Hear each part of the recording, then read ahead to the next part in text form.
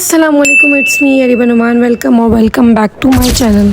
सबसे पहले आज के व्लॉग में हम जा रहे हैं सिंदबाद जो कि डॉल्मेन मॉल में लोकेटेड है, और इस जो है ना दोनों डॉल्मेन मॉल में लोकेटेड है, बट हम जो है ना वो क्लिफ्टन वाले डॉल्मेन मॉल में जा रहे हैं और वहाँ का ये सिंदबाद है। सबसे पहले तो हमने यहाँ काफ़ी क्राउड के बाद जो है ना वो अपने कार्ड में बैलेंस दिलवाया, देन बच्चों को हम झूलों की तरफ लेके गए। आजकल जो है ना वो सिंदबाद के झूले काफ़ी एक्सपेंसिव हो गए हैं आई गेस, क्योंकि अगर आप लकी वन के वंडरलैंड में जाते हैं ना तो आपको अपने कार्ड में जो है ना वो 6000 का बैलेंस एटलीस्ट डालवाना पड़ता है, जिसकी बदौलत ही आप जो है ना वो आगे जाके टैप्स हासिल कर सकते हैं और झूलों वगैरह में बैठ सकते हैं। इसके अलावा इसी तरह उससे कम है, कि ना उससे ज़्यादा है, उससे कम ही है कि ना आप कम से कम 2700 का लोड कराएं, ये कराएं वो कराएं, तो ही आप इतने टैप्स ले सकते हैं। तो फाइनली हमने जो है ना वो कार्ड में बैलेंस दिलवा लिया और फिर जो है ना वो हम बच्चों को लेके स्विंग्स में चले जाएं।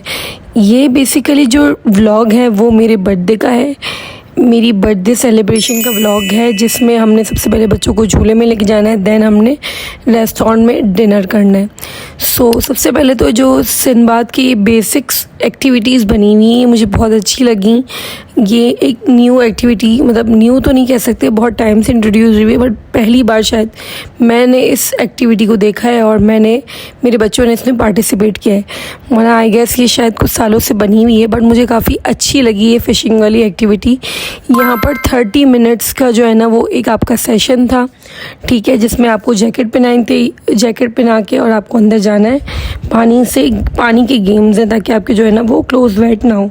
और इसके अलावा इसका जो एक टैप है, यानी एक पर बच्चे का जो टैप है वो 700 है, यानी अगर आपके कार्ड में 1400 का बैलेंस है मिनिमम, तो आप जो है ना वो इस एक्टिविटी को कर सकते हैं।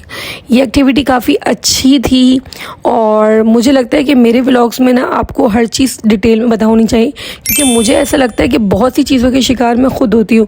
यानी अगर जो लोग सिंदबाद का डिटेल व्लॉग बनाते हैं वो इस बात को गाइड नहीं करते कि भाई यहाँ पर ये चीज़ें हैं और इस तरीके से जो है ना वो आपने जाना है, एंट्री लेनी है।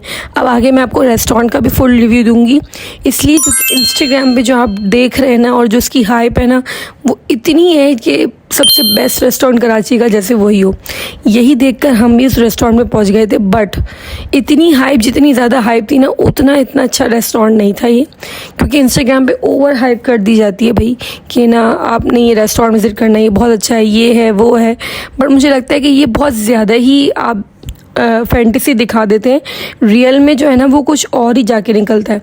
तो मैं आपको जो है ना इस रेस्टोरेंट का रिव्यू फुल दूंगी, क्योंकि आपने इंस्टाग्राम पे देखा होगा कि यहाँ पर छोटे छोटे से वो जो ग्लास के आपके ऊपर हट्स बने हुए हैं जहाँ पर आप बैठ के खा सकते हैं। बट ये है कि वहाँ पर हट्स के लिए आपको पहले से रिजर्वेशन करनी पड़ती है 2-3 डेज़ पहले। ये उन्होंने हमें वहाँ पर जाके बताया, हमें वहीं बैठना था, इसीलिए हम इस रेस्टोरेंट में गए।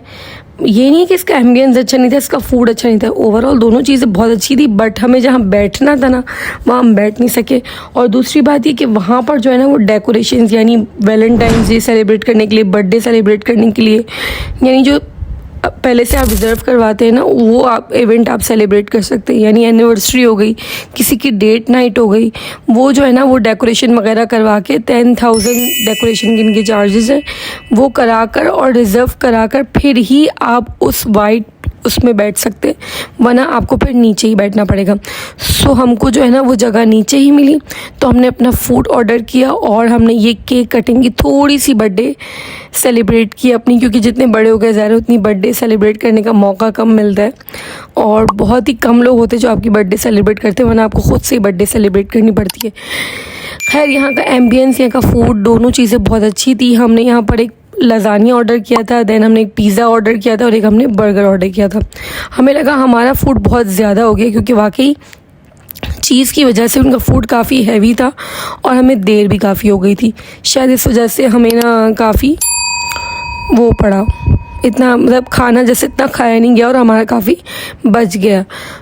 हमारा ओवरऑल एक्सपेंस बहुत अच्छा रहा, एक्सपीरियंस भी बहुत अच्छा रहा।